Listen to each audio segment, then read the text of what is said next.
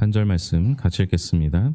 그때 이스라엘에 왕이 없으므로 사람이 각기 자기 소견에 옳은 대로 행하였더라. 아멘. 찬양대의 찬양 읽겠습니다.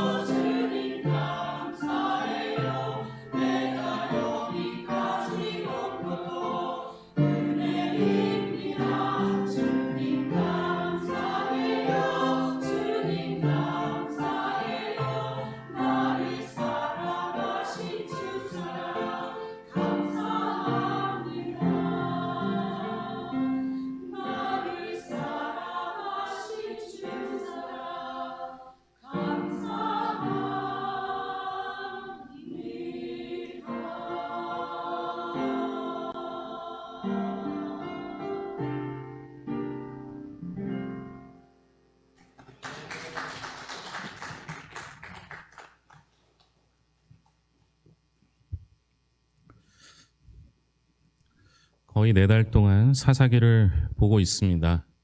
애초에 사사기를 시작했던 것, 물론 이제 여호수아와 연결되는 부분도 있었지만 사사기의 모습이 오늘날 우리 시대와 닮아 있기 때문에 그렇습니다. 그래서 사사기를 통해서 오늘 우리의 시대를 점검해보고 다시 되돌아보는 것이 필요했기 때문입니다. 지난주 함께 나눴던 삼손의 이야기를 통해서 우리에게 필요한 것은 우리의 힘이 아니라 하나님 힘, HIM, 그래서 하나님이 우리에게 필요하다, 하나님의 힘이 필요하다 말씀드렸습니다. 오늘 말씀대로라면 이스라엘의 자기의 소견에 옳은 대로 행하였다라고 했는데요.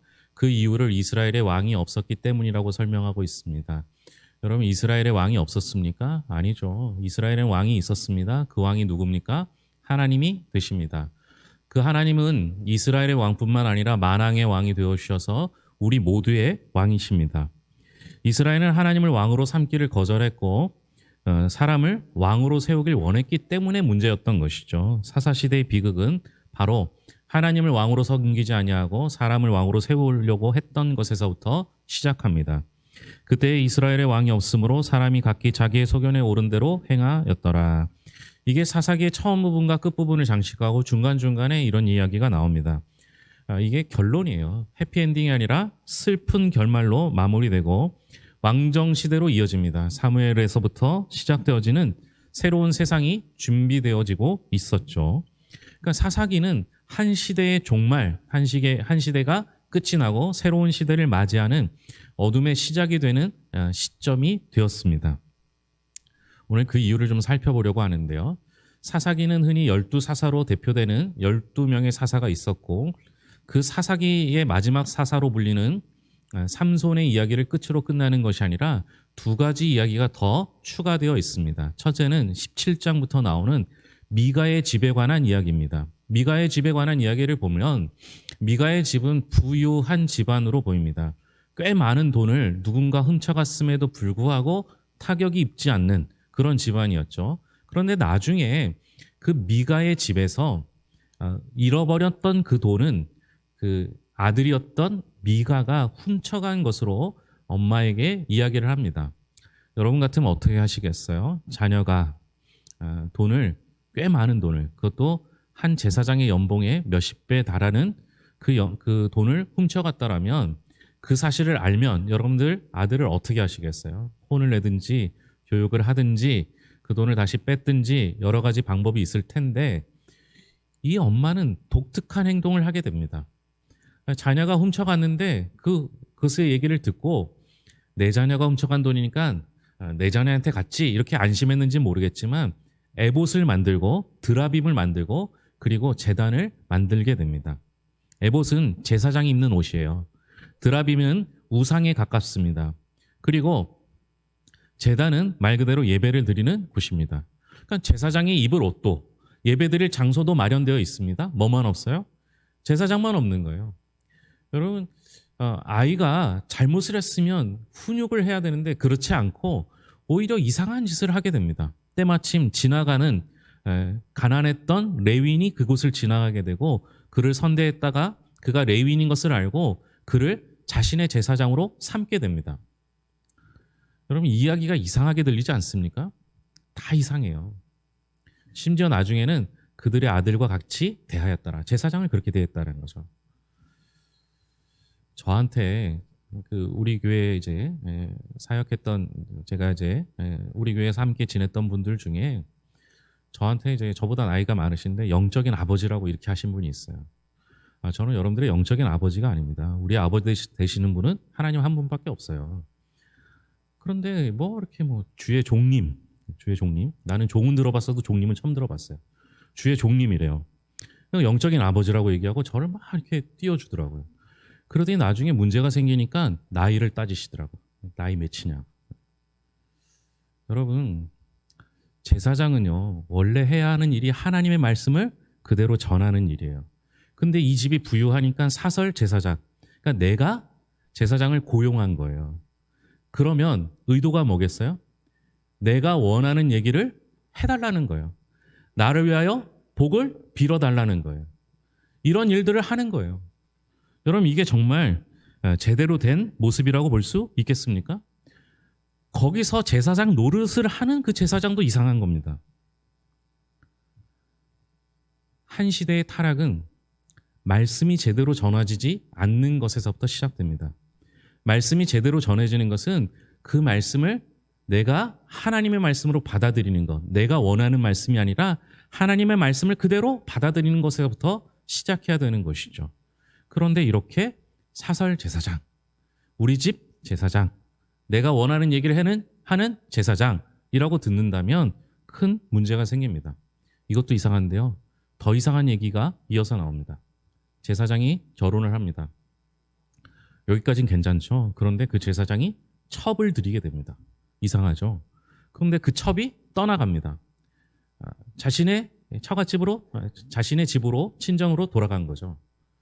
그러면 여러분, 이게 하나님의 뜻이겠거니 하고 그만두면 되는데, 이 제사장이 정신을 차리지 못하고 장인의 집에 가서 그 첩을 데리고 오려고 합니다. 장인이 만류하죠. 좀 더 있다 가라고. 그 후에 이 장인의 만류에 의해서 하루 이틀 지내다가 도저히 안 되겠던지 좀 늦은 시간임에도 불구하고 돌아오는 길을 선택하게 됩니다. 돌아오다가 밤을 만나 유숙할 곳을 찾게 되죠. 여부스 족속의 지역에서 유숙을 하게 됩니다. 한 사람의 선대에 의해서 그 집에 들어가 저녁을 먹고 잠을 청하게 됩니다. 그런데 얼마나 영적으로 타락했는지요. 소돔과 고모라의 모습과 같은 일들이 벌어집니다. 소돔에서 롯을 찾아온 천사들이 롯의 집에서 유숙할 때에 그 동네 사람들이 그 천사들을 관계하자고 그 집을 찾아 들어옵니다. 얼마나 안타까운 일이 벌어집니까? 그때 롯이 천사들 말고 내 딸을 주겠다 이렇게 이야기를 하죠. 정말 성경에는 놀라운 얘기가 있는데요. 하나님께서 그들을 어떻게 하셨습니까? 그 집에 찾아온 사람들을 눈을 멀게 했어요. 여러분, 소돔과 같은 그렇게 성적으로 타락한 지역에서 눈을 멀게 했어요. 근데 더 타락했다는 걸 어디서 알 수 있느냐? 그 소돔의 사람들이 어떻게 합니까? 눈이 멀게 됐으면 여러분들 같으면 어떻게 했어요? 내가 성적으로 타락했다 하더라도 내 눈이 멀게 되면 집으로 돌아가든지 아니면 자신의 신세를 한탄해야 되는데, 성경에 보면 그 문을 찾더라라고 기록되어 있어요. 뭐예요? 눈이 멀어도 성적인 부분을 포기 못하는 거예요. 이렇게 성적으로 타락한 시대가 이 사사 시대에도 그대로 이루어집니다. 그래서 결국 자신이 데리러 갔다 온 그 첩을 내어주게 됩니다. 밤새 성폭행을 당하고 죽게 됩니다. 아침에 확인한 제사장도 이상하잖아요. 자신의 첩을 내어줬으면 계속 신경을 쓰고 쳐다봐야 할 텐데, 자신이 피해를 볼지 아니면 그냥 잠을 잤는지는 알 수 없으나 그 속에서 첩이 폭행을 당하고 죽게 됩니다. 후에 이 제사장이 그 첩을 12조각으로 조각을 내서 12지파에게 보내게 됩니다. 이것도 이상하죠. 그런데 더 이상한 일이 벌어집니다. 12지파가 모입니다. 이게 왜 이상합니까? 12지파가 모이는 게 이상합니까? 사사시대에 어떤 시대였습니까? 자신들이 혼자의 힘으로, 이스라엘의 단합된 힘으로 외척을 이길 수 없기 때문에 하나님께 부르짖으면 하나님께서 사사를 보내주셔서 그 사사를 통해서 외척으로부터, 외세로부터 이기게 해주셨습니다. 힘을 모은 적이 없어요. 그런데 자기 동족 베냐민 지파를 멸족하는 데는 힘을 모으게 됩니다. 참 희한한 일이에요. 맞서 싸울 자신은 없는데 그저 약한 사람들이 생기면 어떻게든 힘을 모아서 내가 우위에 점하려고 하는 그런 일들이 벌어진 것이죠. 그래서 결국 한 지파가 완전히 사라질 위기에 처하게 됩니다. 마음은 얼마나 잘 맞는지요. 우리의 딸들을 베냐민 지파에 결혼시키는 일이 없도록 하자라고 마음을 먹게 됩니다. 후에 어느 다른 이방인들이 잔치하는 자리에서 여인을 마음껏 데려가도록 그렇게 허락하는 것까지 합니다. 말도 안 되는 일들이 이렇게 벌어졌습니다. 자, 스탕달이라고 하는 프랑스의 문학가였는데요. 이분이 쓴 소설 중에 적과 흑, 적색과 흑색이라는 소설이 있습니다. 적색은 나폴레옹 군대를 상징하는 군복의 색깔입니다. 흑은 성직자들이 입는 옷을 상징하는 색깔이었습니다. 당시 프랑스 사회에서 출세하려면 적색을 입던지 흑색을 입던지 둘 중 하나여야만 했습니다. 주인공인 줄리앙은 검은 옷을 선택하고 사제가 되고자 합니다. 소명 때문이 아니라 출세 때문에 사제의 길을 걸으려고 하는 이야기 속에서 적과 흑은 어느 것에서 이득을 보지 못하고 비극으로 끝나게 됩니다. 출세를 위해 사제복을 입는다. 출세를 위해 목회자가 된다. 출세를 위해 신학교에 들어간다. 만약 우리가 그런 시대라면 사실은 위험한 시대일 수 있습니다. 한때 소명감에 의해 소명감에 불타올라서 신학교를 많이 간 때가 있었습니다. 그러나 그렇게 사명감 투철한 목사님들이 교회를 세우고 목회를 하다 보니 부흥도 하고 성장도 하고 사회적 영향력도 커지다 보니 그 다음에는 소명감이라기보다는 출세를 위해 성직자라고 하는 것을 직업으로 택하는 사람들이 생기게 되어 신학교가 넘쳐날 때가 있었습니다. 목회자 수급이 전혀 어렵지 않은 시대였죠. 그런데 여러분, 그 시기가 축복을 받은 시기인 것 같지만 사실은 가장 위험한 시기였다라는 겁니다. 오늘날 신학교가 무너져 내린다고 합니다. 우리 교단 신학교가 전국에 8개 정도 있는데요. 그중에 정원을 채울 수 있는 학교는 2개 정도밖에 되지 않아요. 그것도 1:1, 1.2:1 이랬던 거예요. 제가 신학교 다닐 때는요. 신대원 그 경쟁률이 8:1, 9:1이 됐었어요. 왜 그랬냐면요. 제가 학교 다닐 때 특이한 소명을 받은 분들이 있었어요. IMF 소명이라고요. 서울대 연고대를 졸업했는데 직장을 갈 수가 없는 거예요. IMF 시대라. 그래서 이거 하나님이 쓰시려는 계획이구나 하고 IMF 소명을 받아서 신대원에 가는 학생들이 많았던 거죠. 그래서 인원이 많이 늘었습니다. 근데 여러분 지금은 어때요? 지금은 신학교가 무너지고 어려워진 시대라고 말합니다. 우리 교회에서 부목사를 쓰고 싶어도요. 오질 않아요. 교육전도사도요. 사례비를 2배를 줘도 안 와요. 괴사는 안 온다는 거죠. 그만큼 힘든 시기입니다. 그러나 여러분, 저는 오히려 이것이 우리에게 기회라고 생각합니다. 맨날 여러분들 스스로 만인 제사장이라고 말씀하시면서 중요한 일에서는 쏙 빠지잖아요. 제사장답게 우리 모두가 협력하면 그 정도 일은 아무것도 아니잖아요.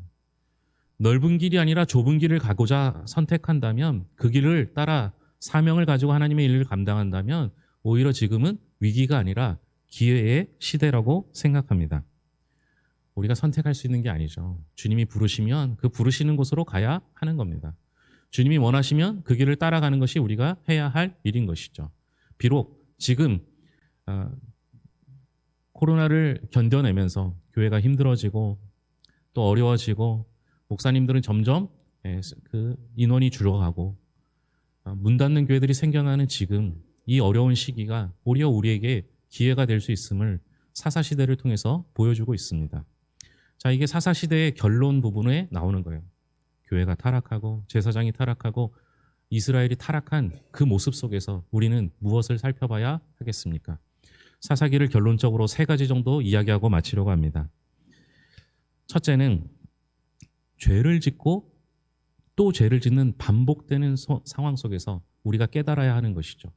여러분, 죄를 짓습니다. 그러면 하나님께서 외세를 통해서 핍박을 합니다. 그러면 그때 깨닫고 하나님을 부르짖고 하나님께서 사사를 보내주셔서 해방시켜 주십니다. 한 번 있는 일이 아니라 수없이 반복되는 이 일들 가운데서 우리는 무엇을 깨달아야 합니까? 아니, 어떻게 저렇게 답답하게 죄를 짓고 또 짓고 정신을 못 차리는 이스라엘이 있는가라고 생각할 수 있을지 모르겠지만 여기서 말씀하고 있는 것은 죄의 속성입니다. 여러분, 우리는요, 죄에서 한 번 이겼다고 완전히 이긴 게 아니라는 사실을 깨달아야 합니다. 똑같은 죄를 내가 한 번 이겼다고 또 이긴다는 보장이 없는 거예요. 죄는요, 우리가 잠시라도 한눈을 팔면요, 내가 이겼던 그 죄를 똑같이 또 짓게 되는 겁니다. 그래서 여러분, 히브리서를 통해서 우리가 피를 토하는 심정으로 죄와 싸워 이겨야 한다라고 설명하고 있습니다. 죄는요, 매일매일 정말 피 터지는 싸움을 하지 않으면 이길 수 없는 것이 죄의 모습입니다. 베드로가 풍랑 속에서 주님의 다가오시는 것을 보게 됩니다. 그 배 안에서 주님의 오심을 보면서 그는 그 풍랑을 걸어갑니다. 풍랑을 이겨낸 것이죠. 한 번 이겨낸 것으로 완전히 끝납니까? 그렇지 않아요. 그가 풍랑을 보자 두려운 마음이 생기고 그 속에 빠져들었더라. 성경은 이야기하고 있습니다. 한 번 이긴 풍랑 또 이길 것 같지만 우리가 매일매일 순전하게 주님께 의지하지 않는다면 우리는 그 풍랑 속으로 또 빠져들어가는 겁니다. 한 번 이긴 죄, 우리가 영원히 이길 것 같지만 내가 매일매일 주의하지 않으면 또 그 죄에 빠지게 된다라는 사실을 기억해야 한다라는 것이죠. 죄는 이겨야 하는 겁니다. 죄는요, 한눈도 팔 수 없는 것이 죄의 모습이라는 겁니다. 두 번째 받아야 할 교훈은 그럼에도 불구하고 하나님의 용서는 끝이 없다라는 사실입니다. 이스라엘이 죄를 반복해서 져요. 저 같으면 포기할 텐데요. 우리 하나님은 우리를 절대 포기하지 아니하시고 그 죄로부터 우리를 건져내 주시고 구원해 주신다라는 사실입니다. 언제든지 부르짖으면 하나님께서 사사를 세워주셨어요. 그 사사를 통해서 이스라엘을 구원해 주셨어요. 반복되는 그 상황 속에서도 하나님은 한 번도 포기하지 아니하시고 끝까지 이스라엘을 위한 구원의 길을 열어주셨다라는 사실입니다. 우리가 이기는지 하나님의 용서가 이기는지 우리도 누군가를 용서를 합니다. 한두 번? 많으면 3번 정도 용서할까요? 그런데 우리 주님은요 7번, 8번이라도 용서하라고 말씀하시고 우리 주님은 우리를 위한 용서를 한 번도 끊지 아니하시고 언제든지 용서해 주십니다. 주의 인자는 끝이 없고 주의 자비는 무궁하며 아침마다 새롭고 또 새로우니 주의 긍휼과 신실하심이 크시도다. 진노 중에라도 긍휼을 잃지 않으시는 하나님의 놀라운 은혜를 여러분 깨달으십니까? 하나님의 사랑은 포기하지 않는 사랑, 우리를 끝까지 용서하시는 사랑임을 깨달아 알았으면 좋겠습니다. 3번째 우리가 봐야 될 것은 사사들 한번 살펴볼까요? 어땠습니까? 어떤 사람은 왼손잡이였고요. 어떤 사람은 여성이었고요. 어떤 사람은 기생의 첩의 아들이었고요. 어떤 사람은 태어날 때 나신인으로 태어났는데 자기가 왜 나신이 되었는지도 모르고 반항하며 불평하며 자기 멋대로 살았던 사람들이 사사였습니다. 단점들이 얼마나 많았는지 몰라요. 우리와 비슷하지 않습니까? 여러분 단점 없는 사람이 어디 있어요? 목사에게 완벽을 요구하는데요. 저도 단점이 얼마나 많은지 몰라요. 그런데요. 신기한 건 그 단점을 하나님이 사용하시면 약할 때 강함 되시는 하나님을 경험하게 된다라는 사실입니다.